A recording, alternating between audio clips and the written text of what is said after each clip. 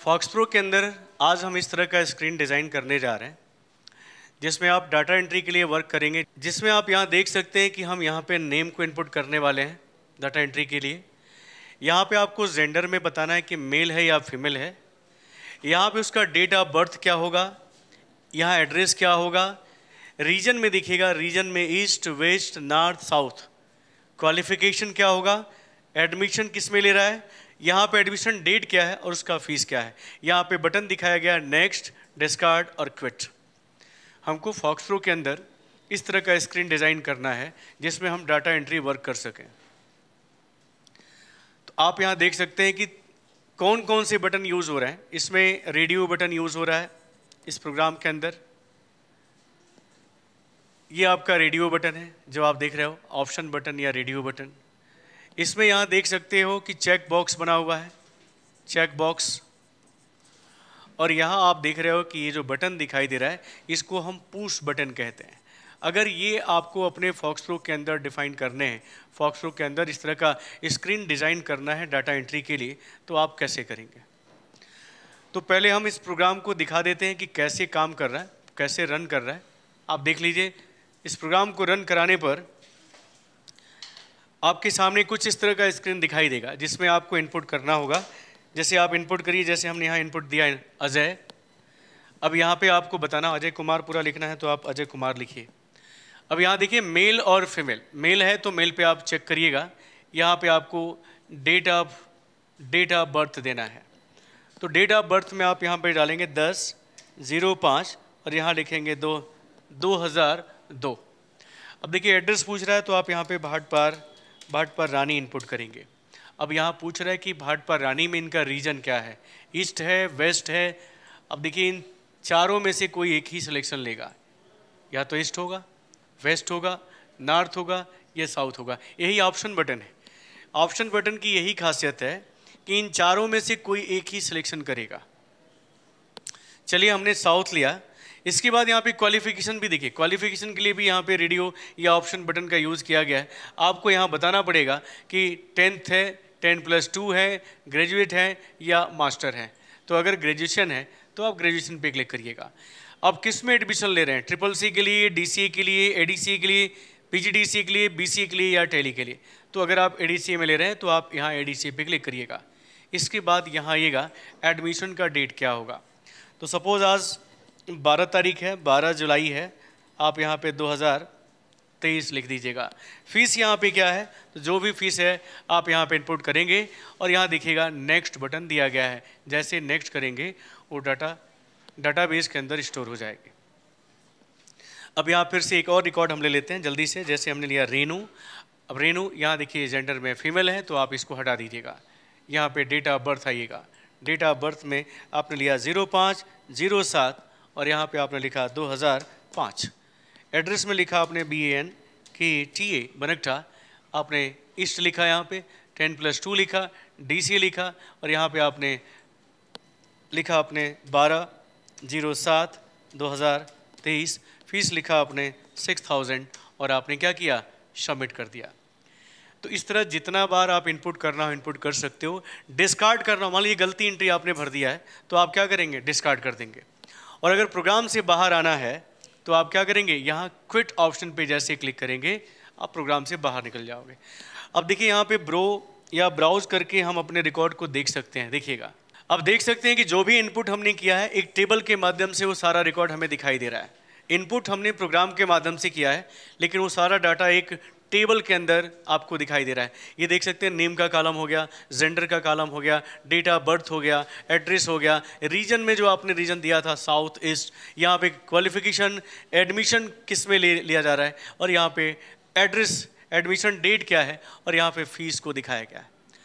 तो देखिए हम प्रोग्राम के माध्यम से डाटा इनपुट कर रहे हैं लेकिन वो क्या कर रहा है, एक टेबल के माध्यम से हम यहाँ पे रिकॉर्ड को पूरा देख सकते हैं। तो ये प्रोग्राम आपको कैसे डिज़ाइन करना है यही आज के क्लास में हम सीखने वाले हैं। तो आइए Ctrl+W से आप इसको सेव कर सकते हो। प्रोग्राम को रन करने के लिए सबसे पहले वो डाटाबेस फाइल को बनाना पड़ेगा। डाटाबेस फाइल बनाने के लिए आपको पता है कि आपको क्रिएट कमांड का प्रयोग करना होगा और क्रिएट कमांड के द्वारा हम डाटाबेस फाइल को बना सकते हैं। तो आप देख सकते हैं कि यहाँ पे हमने डाटाबेस फाइल को बनाया हुआ है, उसी डाटाबेस फाइल को आपको भी बनाना पड़ेगा। आप देखिए डाटाबेस फाइल का नाम है rcps.dbf। अब कौन कौन से कॉलम इसके अंदर यूज़ करने हैं, तो आपको दिख भी रहा है प्रोग्राम के अंदर कि हमें नेम लेना है। इधर जेंडर दिया हुआ था, आपने देखा यहाँ पे जेंडर था, इसको आप चाहो तो आप हटा सकते हो। कौन कौन से कॉलम लेने हैं आप खुद देख लीजिए। यहाँ पे हमें नेम का लेना पड़ेगा, जेंडर का लेना पड़ेगा, डेट ऑफ बर्थ का लेना पड़ेगा, एड्रेस का लेना पड़ेगा, यहाँ पे रीजन लेना पड़ेगा, क्वालिफिकेशन लेना पड़ेगा, एडमिशन लेना पड़ेगा, एडमिशन डेट और यहाँ पे फीस। तो आप यहाँ पे काउंट कर सकते हैं 1 2 3 4 5 6 7 8 9 फील्ड हमें डिफाइन करने पड़ेंगे। और 9 फील्ड हमने डिफाइन कर रखा है। क्रिएट कमांड का यूज़ करके आप गिन सकते हो name, gender, date of birth, address, region, qualification, admission और यहाँ पे एडमिशन डेट और यहाँ फीस गिन सकते हैं। 1 2 3 4 5 6 7 8 9 फील्ड हमने डिफाइन किया है। तो जो स्क्रीन आपको दिखाई दे रहा है उसी के आधार पे आपको क्या करना है, फील्ड को डिफाइन करना है। फील्ड डिफाइन कर लीजिएगा, इसका टाइप क्या होगा, इसका विड्थ क्या होगा, ध्यान रखिएगा इसमें गलती ना हो। इतना करने के बाद जब आप ओके करते हैं तो आपसे पूछेगा इनपुट डाटा रिकॉर्ड नाउ, आप नो रखिएगा, क्योंकि इनपुट हमको यहाँ से नहीं करना है, हमको प्रोग्राम बनाना है और प्रोग्राम के अंदर जो हम जाके डाटा इनपुट करने के लिए प्रोग्राम को राइट करेंगे। अब इसके बाद हम क्या करेंगे कि हमें प्रोग्राम फाइल को ओपन करना पड़ेगा, लिखना पड़ेगा modicom और फाइल का नाम देना पड़ेगा app35।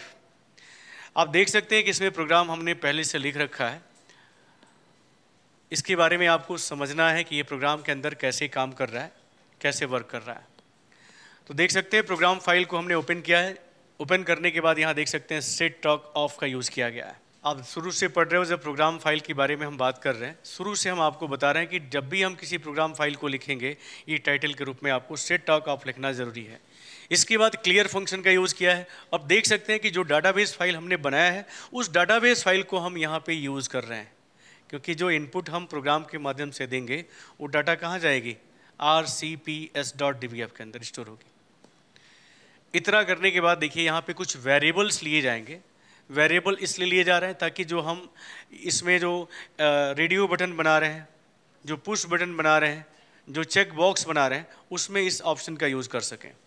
तो देखिए वेरिएबल कैसे लिए जा रहे हैं ये थोड़ा सा समझना ज़रूरी है कि यहाँ देखिए A, B, C, D और E दिया गया है। किसके लिए लिया गया है थोड़ा सा समझिएगा। कितने वेरिएबल्स यूज़ हो रहे हैं, 1 2 3 4 5। आप ध्यान से देखिए कि यहाँ चेक बॉक्स इसको काटना पड़ेगा, इसको थोड़ा सा हम नीचे कर लेते हैं। 5 वेरिएबल लिए जाएंगे। 5 वेरिएबल कैसे लिए गए हैं थोड़ा सा समझ लीजिए।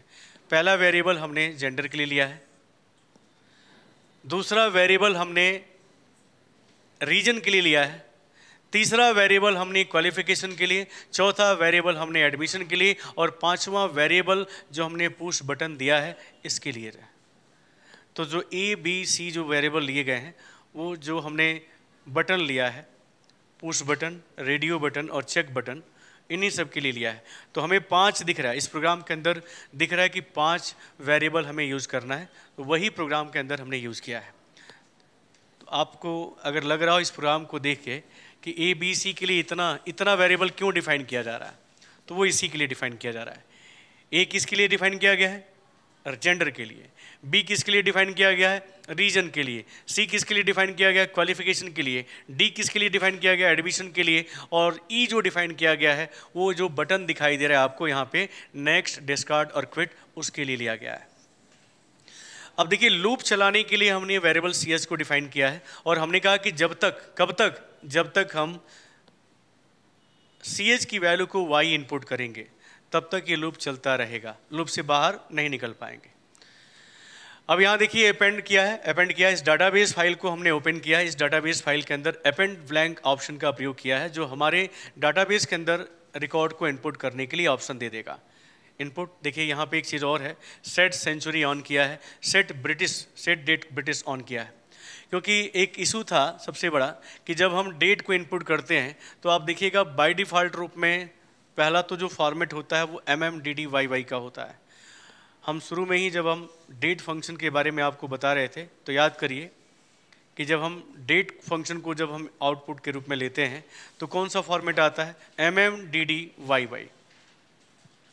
लेकिन हम चाहते हैं कि वो ब्रिटिश फॉर्मेट में दिखाई दे, तो हमने उसके लिए आपको बताया कि आपको क्या करना होगा। सबसे पहला कि आपको सेंचुरी को भी ऑन करना पड़ेगा। सेंचुरी ऑन इसलिए करेंगे क्योंकि यहाँ जब इनपुट हम ले रहे हैं तो दो डिजिट्स में केवल मंथ ले रहा है, 2 डिजिट में आपका यहाँ पे दिन ले रहा है, और 2 डिजिट ही ईयर के लिए दिखा रहा है। इसलिए हम सेंचुरी को जब ऑन करेंगे तो हमें क्या करेगा, यहाँ पे सेंचुरी पोर्शन को ऑन कर देगा, जिसमें हम 2011, 2012, 2023 ऐसे हम लिख सकते हैं। अगर सेंचुरी पोर्शन को ऑन नहीं करते हो तो क्या करेगा, 2 डिजिट ही आपको देगा सेंचुरी पोर्शन में, यानी 2022 की जगह 22 दिखाएगा, 2023 की जगह आपको 23 इनपुट करना पड़ेगा। मान लीजिए किसी का डेट ऑफ बर्थ है 2001, तो आपको लिखना पड़ेगा 01, क्योंकि 2001 इनपुट लेगा ही नहीं। इसलिए हमने सेंचुरी पोर्शन को क्या किया है, ऑन कर रखा है, यहाँ पे ध्यान रखिएगा। सेंचुरी पोर्शन को ऑन करने के बाद डेट को भी हमने डेट फॉर्मेट भी बदल दिया है, ब्रिटिश फॉर्मेट यानी DDMMYY फॉर्मेट में चेंज कर दिया। अब देखिएगा ये जो पैनल हमने लिया है, ये जो आपको रेक्टेंगल दिखाई दे रहा है, वो इन्हीं 2 की वजह से दिखाई दे रहा है। यहाँ पे ये मैसेज लिया है डाटा एंट्री के लिए, ये जो मैसेज आपको टॉप में दिखाई दे रहा है डाटा एंट्री के लिए, वो इसी वजह से दिखाई दे रहा है। इसके बाद यहाँ पे देख सकते हैं कि नेम इनपुट किया गया, गेट किया गया। मैं इसको थोड़ा सा बड़ा कर लेता हूँ। अब थोड़ा सा आपको यहाँ समझना होगा, प्रोग्राम यहाँ पे आपको शुरू हो रहा है। यहाँ देख सकते हैं कि डाटा एंट्री के लिए हमने लिया है, यहाँ पे कहा है कि गेट करें नेम को। यहाँ पे देखिएगा चेक बॉक्स लिया है जिसमें जेंडर को दिखा रहे हैं, चेक बॉक्स के लिए C लगा रहे हैं, मेल या फीमेल। इसके बाद हमने देखिएगा इतने रो के इतने कॉलम पे डेट ऑफ बर्थ को लिया है, इतने रो यानी 7वें रो के 80 कॉलम पे उसी लाइन के अंदर आपका एड्रेस लिया गया है। फिर 9वें रो के 5वें कॉलम पे रीजन को लिया गया है, जिस रीजन में आप देखिए रेडियो बटन यूज़ किया गया है। और कौन सा वेरिएबल ले रहे हैं, B के ऊपर। याद करिए A किसके लिए लिया गया था, चेक बॉक्स के लिए लिया गया था, देखिए यहाँ पे A लिया गया है। B किसके लिए यूज़ कर रहे हैं, रेडियो बटन देखिए B के लिए यूज़ हो रहा है, जिसमें ईस्ट, वेस्ट, नॉर्थ और साउथ को दिखाएंगे। क्वालिफिकेशन देखिए C पे लिया गया है, D पर जो है एडमिशन को लिया गया है, और यहाँ पे देख सकते हैं इसके बाद एडमिशन डेट लिया गया है, फीस लिया गया है, और E देखिए यहाँ पे E पर हमने बटन को लिया है जिसमें नेक्स्ट, डिस्कार्ड और क्विट ऑप्शन का यूज़ किया गया है। इसके बाद आपको क्या करना है, ऊपर की तरफ आइएगा। इसके बाद देखिए यहाँ पे चूंकि गेट फंक्शन का इस्तेमाल किया है, यहाँ देख सकते हैं, इसलिए रीड फंक्शन का इस्तेमाल किया है ताकि हमें चेक बॉक्स क्या हो, दिखाई दे। इसके बाद यहाँ से डू केस स्टार्ट कर रहे हैं। डू केस में आप यहाँ देख सकते हैं पहला केस जो A वेरिएबल लिया गया है उसके लिए यहाँ तक डिफाइन किया गया है। क्या हो, जब A का वैल्यू 0 यानी आपने कोई इनपुट नहीं दिया है तो वहाँ पे क्या ले, फीमेल को ले, यानी कोई इनपुट नहीं, वहाँ पे लॉजिकल कैरेक्टर F इनपुट हो। और अगर वहाँ पे आप क्लिक करते हो तो वहाँ पे क्या हो, T इनपुट लेगा। अब नीचे आ जाइए, दूसरा केस डू केस चलाया गया है। देखिएगा डू केस कहाँ से कहाँ तक है, तो यहाँ तक है। ये इसको मैं थोड़ा सा नीचे कर लेता हूँ। अब देखिए कहा गया रीजन, रीजन B के लिए दिखेगा, आप खुद देखिए यहाँ पे B किसके लिए लिया गया है, B यहाँ पे रीजन के लिए लिया गया है। ध्यान दीजिएगा, अगर यूज़र क्या करता है, अगर प्रोग्राम को रन करता है और अगर मान लीजिए पहले वाले ऑप्शन पे क्लिक कर देता है, तो पहले वाले ऑप्शन पे क्लिक करेगा तो क्या करेगा, ईस्ट रीजन पे रिप्लेस हो जाएगा। यानी ये जो वैल्यू है, ये जो कैरेक्टर आपको दिखाई दे रहा है, वो इस वेरिएबल के ऊपर स्टोर हो जाएगा। इसी तरह मान लीजिए यूज़र अगर 2 पे क्लिक किया, मान लीजिए पहले पे क्लिक न करके दूसरे पे क्लिक किया, जो रेडियो बटन आ रहा है, वेस्ट को रीजन पे रिप्लेस कर देगा। अगर तीसरे पे क्लिक करता है तो नॉर्थ को रीजन पे क्लिक रिप्लेस कर देगा। और अगर साउथ 4 नंबर पे क्लिक करता है तो साउथ को क्या करेगा, रीजन पे रिप्लेस कर देगा। प्रोग्राम को आप ध्यान में रखिएगा। इसके बाद आप देख सकते हैं क्वालिफिकेशन लिया गया है। कहाँ तक क्वालिफिकेशन, तो क्वालिफिकेशन के लिए भी आपको देख सकते हैं कि यहाँ पे डू केस डिफाइन किया गया है। क्वालिफिकेशन में क्या होगा, अगर यूज़र पहले वाले विकल्प पे क्लिक करता है तो क्या करेगा, 10th रिप्लेस कर देगा क्वालिफिकेशन के ऊपर। अगर यूज़र 10+2 वाले पे क्लिक करता है तो क्वालिफिकेशन पे क्या होगा, 10+2 रिप्लेस हो जाएगा। अगर तीसरे नंबर पे क्लिक करता है तो ग्रेजुएशन रिप्लेस हो जाएगा। चौथे नंबर पे क्लिक करता है तो मास्टर डिग्री रिप्लेस कर दिया जाएगा। किसके ऊपर, क्वालिफिकेशन के ऊपर। इसी तरह आप देख सकते हैं कि अगला डू केस यहाँ पे चला है और वो डू केस है किसके लिए? एडमिशन के लिए। स्टूडेंट किस में एडमिशन लेना चाहता है? हम अगर कहें कि अगर D1 यानी पहले वाले प्रोग्राम पे, जैसे प्रोग्राम को रन कर रहा है, तो अगर पहले वाले ऑप्शन पे क्लिक करता है तो वो CCC रिप्लेस करेगा एडमिशन जो वेरिएबल है।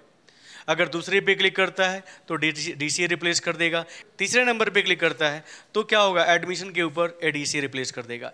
यानी ये जो हमारे डाटाबेस के अंदर जो वेरिएबल बने हुए हैं उसके ऊपर जो है ये चीज़ें क्या होगी? रिप्लेस हो जाएगी। कब?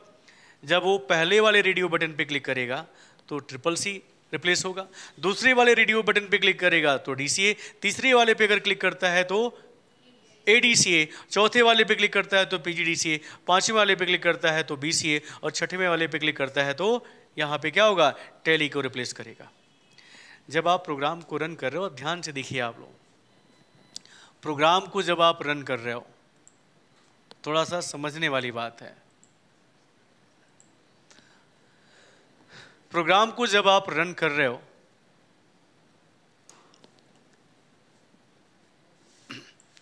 हम आपको दिखाना चाहते हैं कि आप यहाँ देखिए कि जब हम प्रोग्राम को रन कर रहे हैं तो हम पहले ही बताएं कि अगर पहले वाले ऑप्शन पे क्लिक करेगा तो जो हमने रीजन फील्ड लिया है उसके ऊपर क्या होगा? ईस्ट रिप्लेस होगा। अगर दूसरे वाले पे क्लिक करता है तो वेस्ट, तीसरे वाले पे क्लिक करता है तो रीजन पे क्या आएगा? रीजन जो कॉलम या फील्ड हमने लिया है उस पर नॉर्थ रिप्लेस होगा। और अगर चौथे पे क्लिक करता है तो साउथ को रिप्लेस करेगा।